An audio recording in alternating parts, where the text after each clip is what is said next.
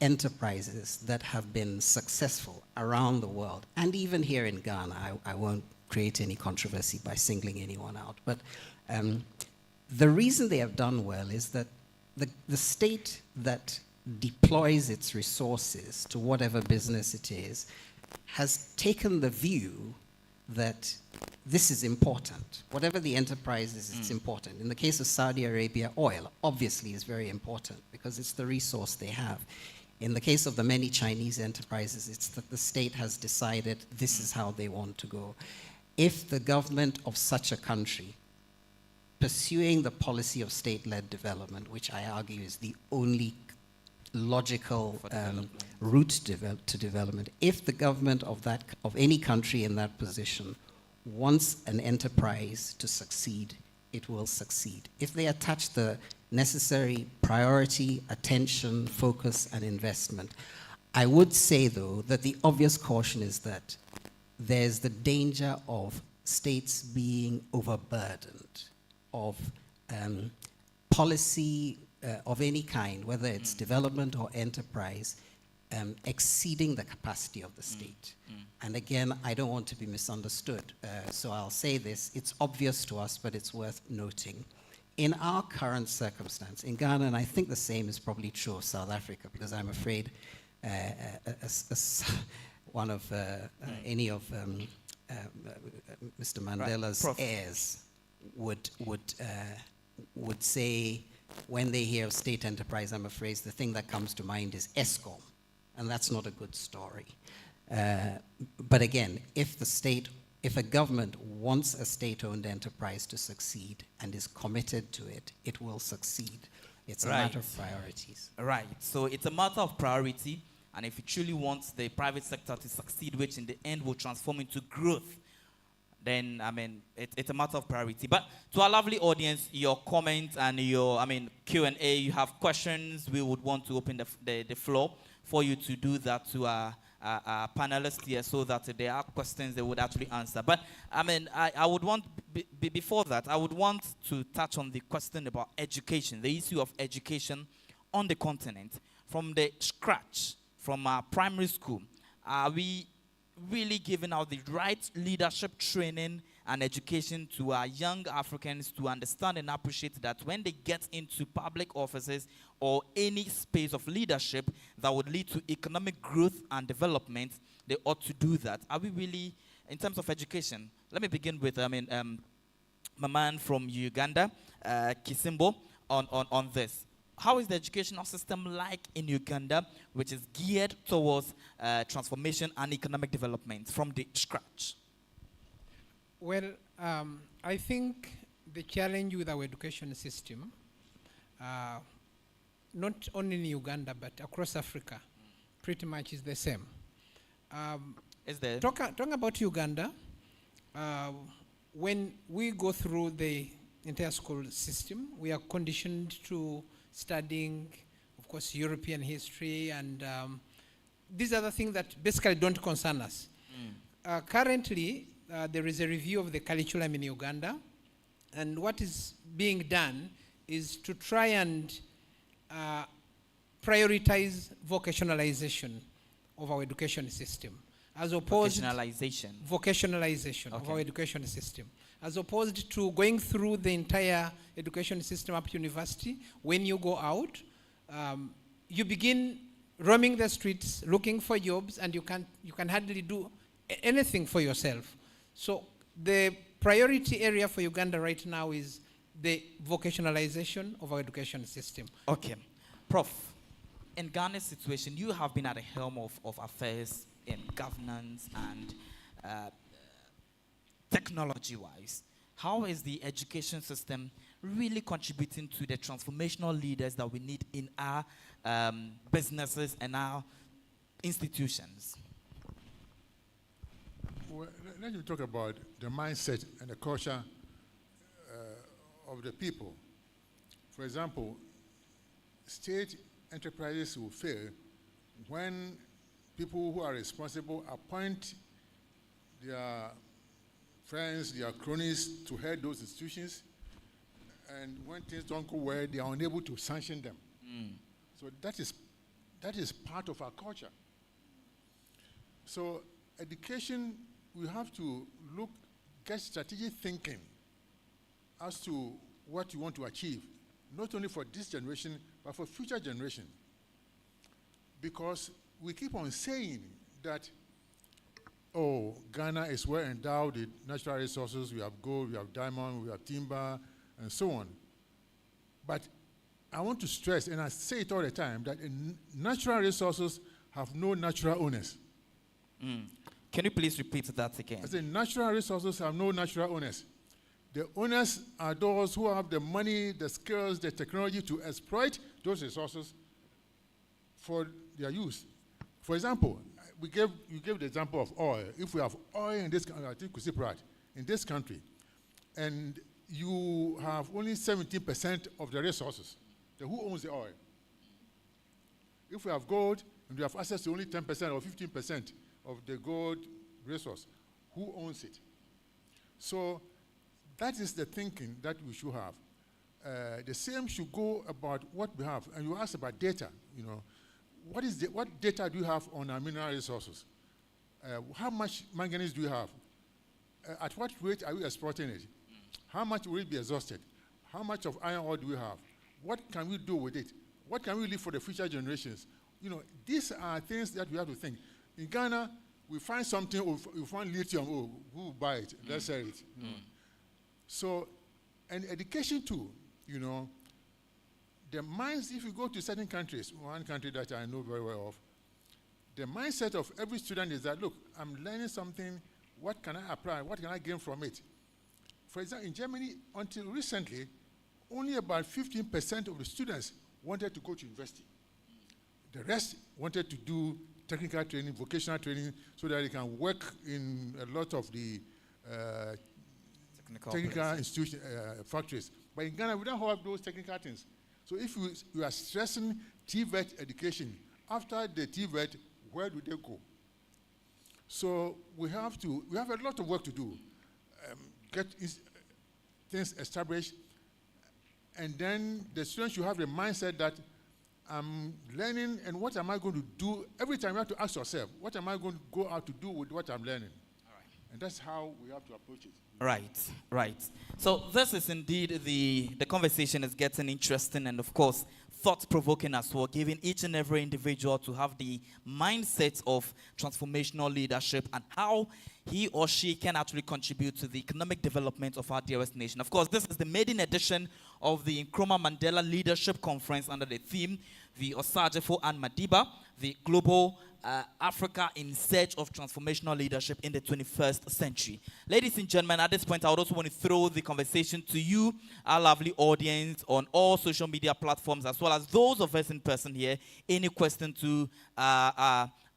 okay, so there's a hand here. Please, the ushers with the microphone, please do so well to get... So I would want to take 3 or 5, then whoever it is directed to, I'd actually moderate it. So from him, then the chief would come, and then who else? Okay, I see a hand at the far end, the man in the Lacoste, then I see 1 here, so making 4. 1, 2, 2, 4. So anyone? Okay, then I see my young one. So 5. I'll come after this set of people. I'll definitely come back for the next round of questions. But we also live on JoyNews, as well as all Joy social media handles, as well as Pan-African TV. This is an all-important conversation that we're having about next transformational leadership on the continent. Please, you may proceed. Thank you very much. His microphone, please. Please work on the microphone for him. It's on now. Yes, hello. Please. Please, your name, please. Yeah. Unfortunately, I've been in and out of the place. But, okay. I saw where Professor ended by sharing with us what the Germans do. They are patriotism. It looks like Ghana. They are patriotic, I think. Or don't you think they are patriotic because leadership has shown example? But if leadership is telling us to show patriotism, and they will send all their children to schools in America to go and study law, so that at the end of the day, they will be very packaged to come and lead the country as politicians and what have you. Do you think it would be attractive for other citizens to want to have something to do to help Ghana. Again, I want to ask you, don't you think that we need to have a three-party state where we'll get to a state where there will be no election for presidency? Because the biggest problem we have, if you know, I'm telling you today, is because the foundation we lay for democracy, the way we choose our leadership, is even a flaw. We all know that people are buying votes, and people are convincing people with lies. So therefore, I said, don't you think it would be a proper thing? Well, all of us are fed up with NDC MPP, all right? We want to see a third force.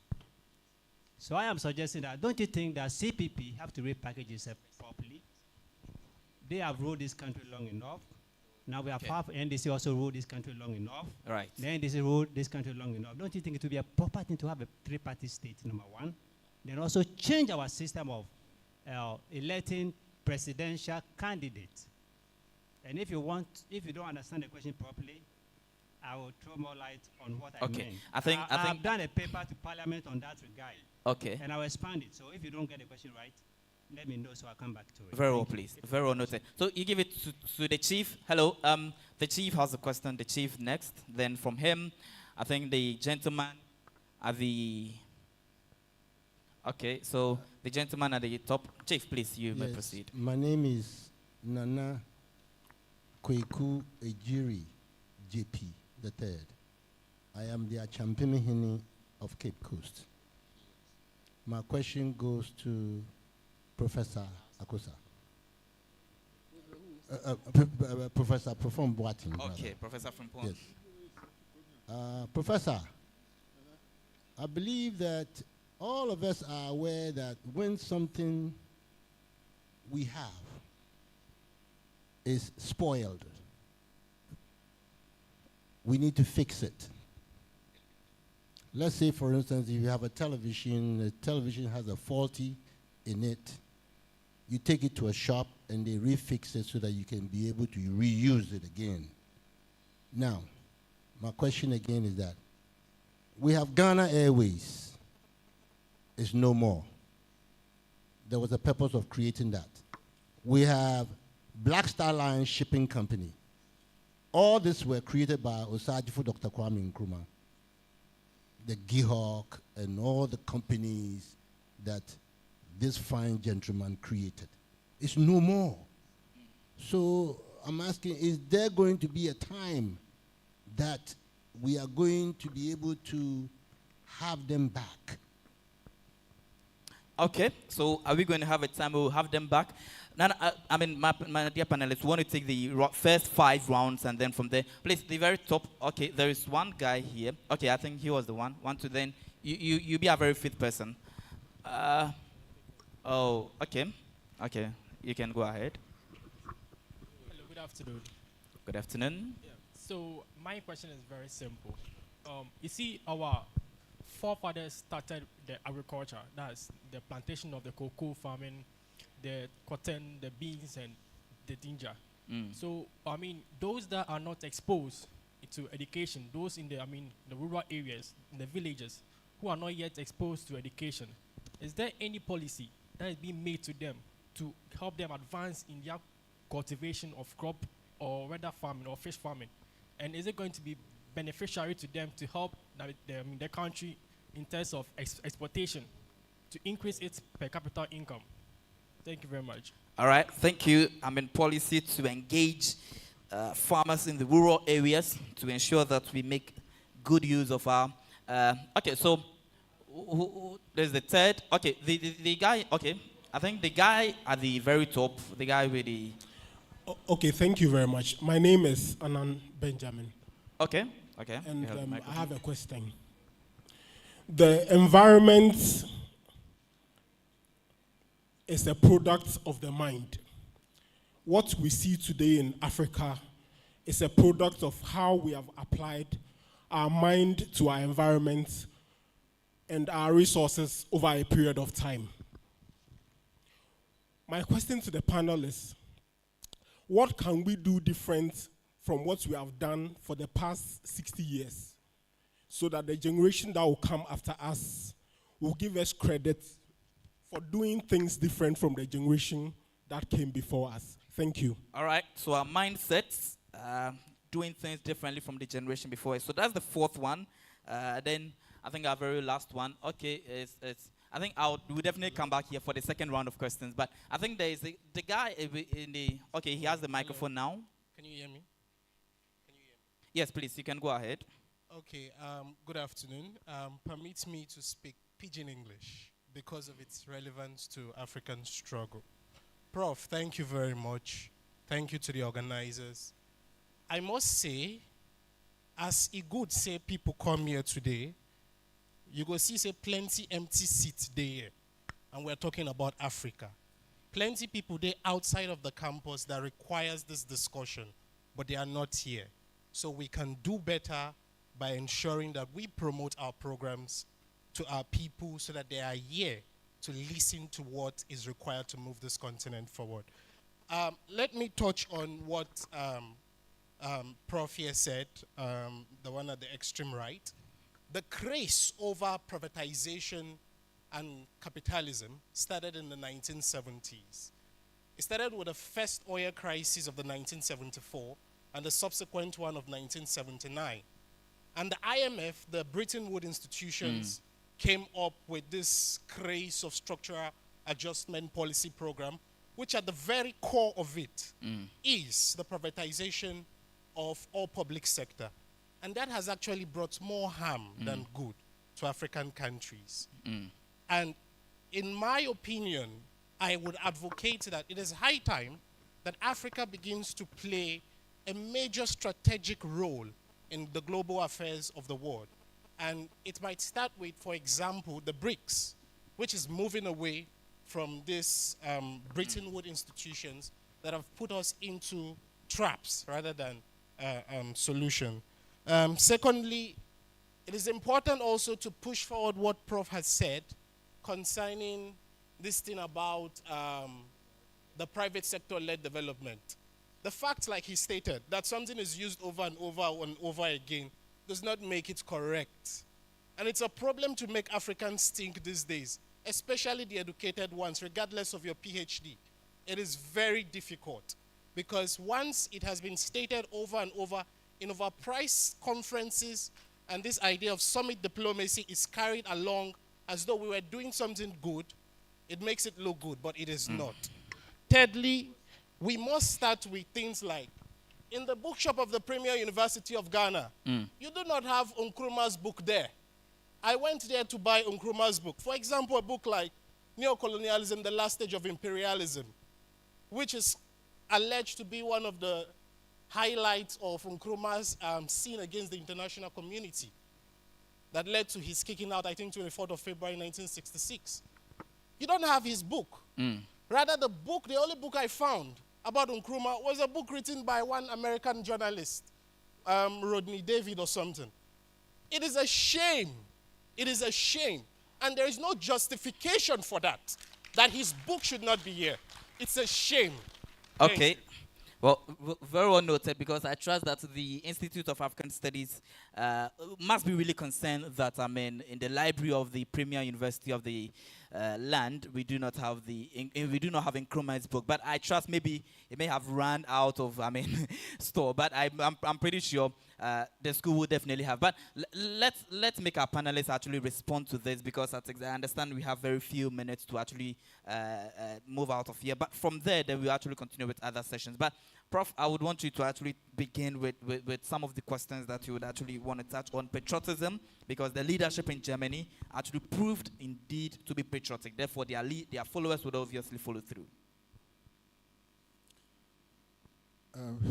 First, you talk about a third force, or CPP. This is very political. I don't know whether this forum is the place to discuss it. I'm not in the CPP, but I love Nkrumah. If you cannot develop this nation if you ignore what Nkrumah did.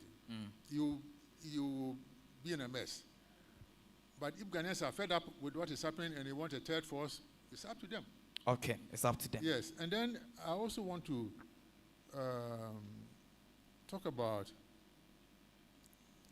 the establishment of Black Star Line and other things. Yes. I think that if you set your mind to do something, if you think about something, you'll be able to do it.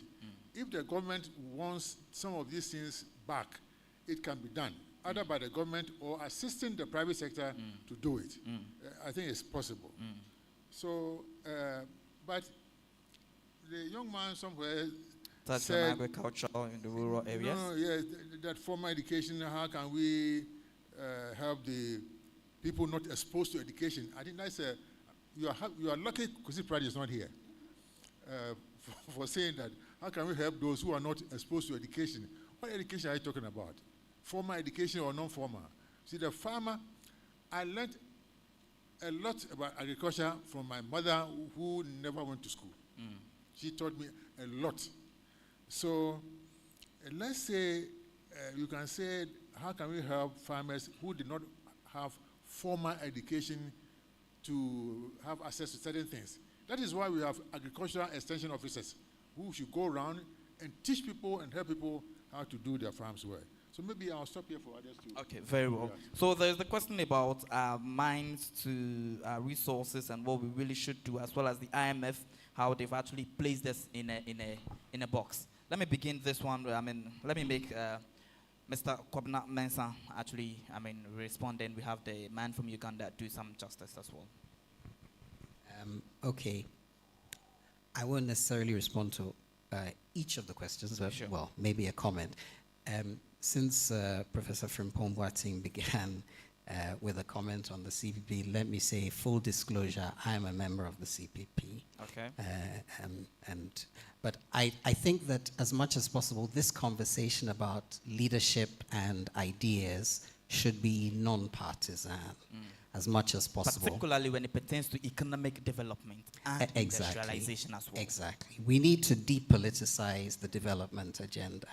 Now, in order to do that, the ideal way is not even something that we have to think about. It's one of the legacies of Nkrumah, which, again, Professor Frimpong Boateng referred to, and it's planning.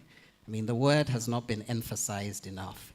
Development doesn't happen by accident. Like I said, it's not, you can't just be abdicated to people who are interested primarily in profit. But even when it is accepted as the responsibility of the public, it still doesn't happen by accident. It requires planning. The longer term, the more strategic, the more selective it is, the better. We seem to have descended into this situation where we pay lip service to planning. We have a constitution that requires a government to present a plan. I don't think it actually, I just realized, I read the constitution a long time ago. I'm struggling to think whether there's anything in the constitution that actually mandates that the government should follow the plan that it has presented. It might seem like a trivial detail, but when you think about it, it might explain where we're going. Under our current situation, the government presented what was called a coordinated program of social and economic development policies to Parliament in 2017, in the first year of the administration. I honestly have not heard any member of government even refer to that document since about 2018. It was supposed to cover 2017 to 2024. It's been superseded. Now there's something called PCPEG, the Post-COVID Program for Economic Growth or something, which is a crisis response plan rather than an Nkrumah style or Nkrumah inspired visionary program that looks far down the road. That's what's required. And if as part of it, we feel that there are strategic areas of the economy that require state intervention, then in response to Nana JB's question, there's no reason why we should not recreate state-owned enterprises. Very well. Yes. Okay. So I want to make this point again because it's a big one, and the chance, and I haven't responded to your data thing, but that will be addressed in a different session. Okay, very well. We'll definitely come back for this all-important conversation, because I understand, I mean, we would have to actually end it. But I just want to give the very last bite under some 30 or 45 seconds to the man from Uganda to at least respond to some of the questions asked, particularly regarding our mindset as Africans. Thank you. I had taken note of Chief Nana from Cape Coast. The question he asked, I would like to have a bit of a response to it. He was Under talking 45 about, seconds. yeah, he was talking about the hope for reviving the Black Star Lines and therefore was it Ghana Airlines, Airways. the national carrier. It's pretty much the same problem we have in Uganda and other countries. For Uganda, we have revived Uganda Airlines is flying. We have Tanzania, Kenya Airways, and others. But going back to what we earlier stated, that are these state enterprises or state-run enterprises profitable?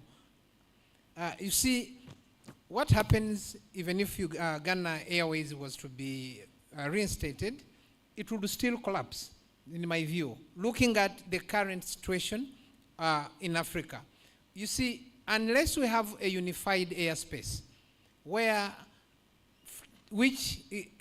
the unified airspace is put into place, air tickets will be affordable. Then every ordinary Ghanaian will be able to purchase a flight ticket from one state to another or from one country to another.